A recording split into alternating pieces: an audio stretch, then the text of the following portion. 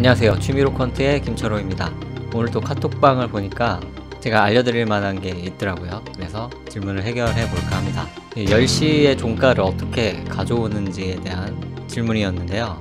예를 들어서 이런 거죠. 지금이 새벽 1시인데 아침 10시에 종가를 현재 봉에서 확인을 하고 싶다, 그런 겁니다. 근데 현재 시점에서 10시에 종가를 바로 갖고 올 수 있는 방법은 없어요. 혹시 있을지도 모르는데 제가 아는 한 없고요. 앞으로는 나올지도 모르겠는데 지금 현재로서는 없습니다. 그렇기 때문에 이건 어떻게 해야 하냐면 10시가 되었을 때 이 종가 값을 계속 저장하고 있다가 필요할 때 꺼내 볼 수 있게 만들어야 합니다. 그러면 이제 아침 10시에서 11시로 넘어갈 때 종가가 확정이 되겠죠. 그때 이제 사진을 찍듯이 변수를 여기서 하나 저장을 해가지고 계속 끌고 가는 겁니다. 그 다음 봉이 11시에서도 끌고 가고요. 12시에도 끌고 가고 계속 끌고 가서 그것이 필요할 때 꺼내 보는 거죠. 그럼 같이 해보겠습니다.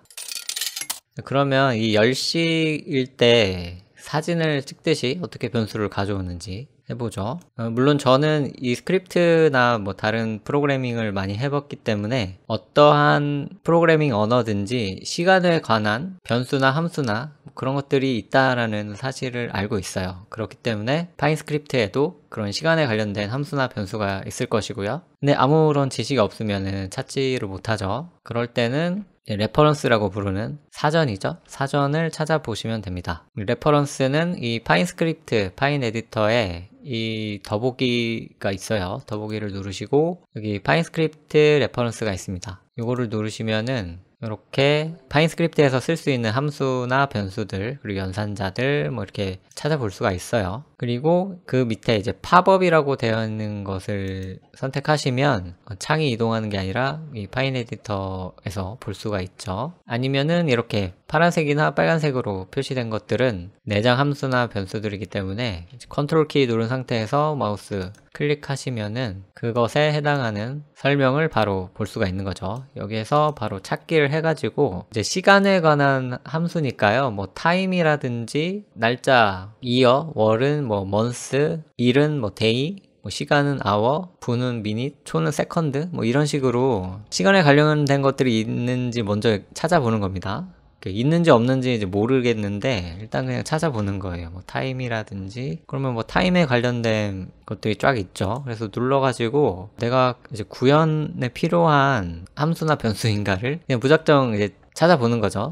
그러한 지식이 없을 때는 이런 단계를 거칠 수밖에 없습니다. 근데 저는 이미 이런 이제 단계를 거쳤기 때문에 10시에 종가를 알아내기 위해서 어떠한 변수를 써야 되는지 예상을 해볼 수 있는 거죠. 뭘 쓸 거냐면은 일단 지금이 10시라는 거를 알아야 되거든요. 그럼 지금 시간을 알 수 있는, 지금 시간을 이제 반환해 준다고 하는데 그러한 내장 변수를 찾을 수가 있어요. 파인스크립트에서는 hour라는 변수가 있습니다. 함수도 있는데 지금 필요한 건 변수예요. 그래서 hour라는 걸 찾아보니까 이제 거래소 타임준 기준 커런트 바 시간이다. 그러니까 이 거래소의 시간대 기준으로 한 현재의 시간이라는 거예요. 그래서 이 hour를 일단 설명이 잘 이해가 안 된다 그러면은 플롯에 그냥 찍어 보는 겁니다. hour라고 이렇게 치고 이거를 이제 파인 에디터에다가 넣어 보는 거죠. 그러면은 이렇게 삐죽삐죽한 이렇게 왔다 갔다 하는 이런 게 생겨요. 그럼 이 값이 무엇일까? 이 시간에 관련된 변수인 것 같은데 어떤 걸까? 이렇게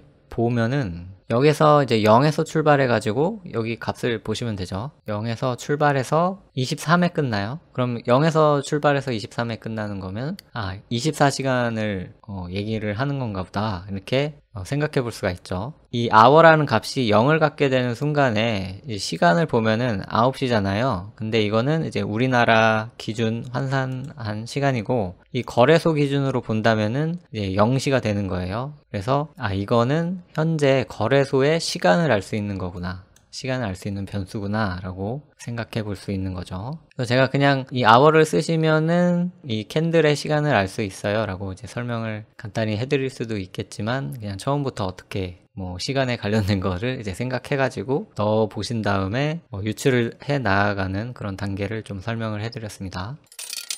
그럼 hour는 알았어요. 이제 hour를 쓰면은 현재의 이제 시간, 이 캔들의 시간을 알 수 있다라는 거죠. 그러면 이걸로 어떻게 10시에 종가를 갖고 올 것이냐, 그게 궁금한 거죠. 우리나라 기준 시간으로 10시를 한번 보죠. 거래소 시간으로는 1시를 나타낸다고 알 수가 있습니다. 그러면은 이제 거래소 기준으로 1시에 종가를 가지고 오면 되는 거예요. 그럼 어떻게 하느냐? 일단 종가를 계속 끌고 와야 되기 때문에 그 종가를 저장하는, 그 종가를 담을 수 있는 변수를 하나 만들어야 합니다. 그래서 이름은 뭐 아무거나 지으셔도 되는데 마이 클로즈다, 나의 종가, 이렇게 한번 정해보죠. 처음에는 이제 초기화를 하는 거죠. 0으로 초기화 한 다음에 10시가 되었을 때 이 마이 클로즈에다가 10시의 종가를 딱 넣어주면 되는 거예요. 10시가 되었는지 보는 거죠. 이제 봉이 하나하나 이제 1시간마다 이제 옮겨갈 때마다 계속 이 아워를 체크해 주는 겁니다.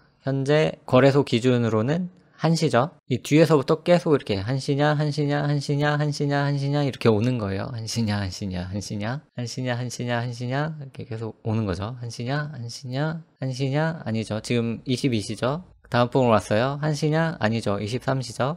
다음으로 왔어요. 1시냐, 아니죠. 0시죠. 다음으로 왔을 때 비로소 이제 1시냐 했을 때 1시다. 그러면은 야, 종가를 마이 클로즈에다가 넣어줘. 그런 구문이 필요한 거죠. 만약에 지금 1시면 종가를 마이 클로즈에다가 넣어라. 만약에 if죠. if 만약에 현재 시간 hour가 1시라면은 마이 클로즈에다가 현재 종가를 넣어라. 이렇게 되는 거죠. 여기다가 괄호를 쓰셔도 돼요. 괄호를 쓰시면 좀 더 if문과 이 조건문이 구분되기 때문에 좀 읽기가 편하죠. 자, 그런데 이제 지난 영상에서 알려드렸다시피 이 앞에서 이미 선언된 사용자 변수를 밑에서 다시 바꾸려면은 그냥 equal을 쓰면 안 되고 이 콜론을 붙인 대입 연산자를 써야 한다고 했죠. 그러면은 이제 1시가 되었을 때 이 my close가 close로 바뀌어요. 그러면 여기서 my close가 어떤 값을 가지는지 찍어보면 되겠죠. 이렇게 해서 차트에 넣어보면 네, 에러가 났죠. 이 에러는 변수형에 관한 에러인데요. 여기 myClose에다가 처음에 0을 넣어줬잖아요. 이렇게 소수점이 없는 숫자를 넣어주면은 이 myClose는 정수형 변수, 인티저라는 그런 변수형을 갖습니다. 그러니까 myClose에는 정수밖에 올 수가 없어요. 그러니까 정수라는 거는 마이너스 100도 있고 뭐 마이너스 50도 정수 형이죠. 마이너스 1도 정수고 0도 정수고 1, 2, 3, 4 이렇게 소수점이 없는 수가 정수죠. 처음에 그냥 정수를 넣어버리면은 마이클로즈에는 정수밖에 못 넣거든요. 근데 거래소의 주가는 정수가 아니라 이렇게 소수점이 있기 때문에 이제 여기에서는 이제 소수점형 변수가 오는 거예요. 여기서는 이제 플로트형이라고 부르는데 근데 마이클로즈에는 처음부터 정수만 받게 되어 있기 때문에 여기에서 에러가 난 거죠. 10번째 줄에서 난 에러가 이겁니다. 그래서 이렇게 시고저종 값을 넣어주는 변수는 처음에 초기화를 하실 때 0.0 이렇게 초기화를 해주시면 돼요. 그러면은 이제 0하고 0.0하고 사람이 보기에는 똑같은데 이 컴퓨터가 알아듣기에는 0.0이면은 얘가 이제 정수가 아니라 실수형 변수 플로트형이구나. 그러면 마이클로즈에는 이제 실수도 담을 수 있겠구나 라고 컴퓨터가 알아먹는 거죠. 그래서 이렇게 바꿔서 넣어 보겠습니다. 그러면 에러가 안 나고 값이 나오는데요. 1시일 때 이렇게 뾰족뾰족하게 나온 걸 볼 수가 있습니다. 근데 이 값이 계속 유지가 되어야 하잖아요. 그래야 예를 들어서 뭐 저녁 11시에 10시에 종가를 알고 싶은데 지금 이 값이 유지가 되지 않으면은 알 수가 없죠. 이 시점에서는요. 저녁 11시에서는 이 값이 0으로 다시 초기화가 되기 때문에 이럴 때는 이제 역시 지난 시간에 같이 알아봤던 VAR이라는 키워드를 써가지고 얘를 정의해주면 됩니다. 그러면 이 7번째 줄은 이 차트 캔들의 첫 번째에서만 실행되기 때문에 이렇게 조건을 만족하지 않는 순간에서는 그 이전 값을 계속 출력해 주는 거죠. 그래서 VAR만 붙여가지고 했더니 뭔가 이렇게 딱딱딱 절도 있는 모양이 나왔습니다. 이것이 한국 시간 기준으로 오전 10시의 종가를 나타낸 그래프인 거죠. 그래서 이것을 차트에 이렇게 겹쳐 보면요.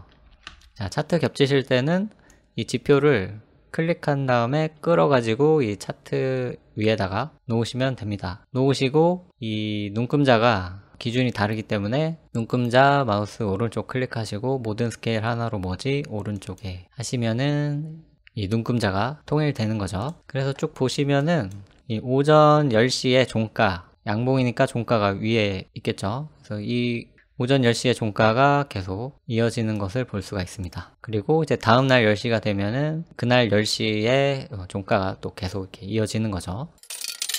그래서 뭐 이것을 응용하신다고 하면은 뭐 이런 것도 가능하죠. 오전 10시에 종가의 한 10% 정도 더한 값을 저항선으로 보겠다. 그러면은 이 마이클로즈에다가 1.1을 곱하면은 이 종가의 10% 위에 있는 가격을 이제 알 수가 있는 거죠. 그래서 얘도 겹쳐보면은 이렇게 위에 종가의 10%가 더해진 결과가 나오는 것이죠. 10%는 너무 간격이 높은 것 같네요.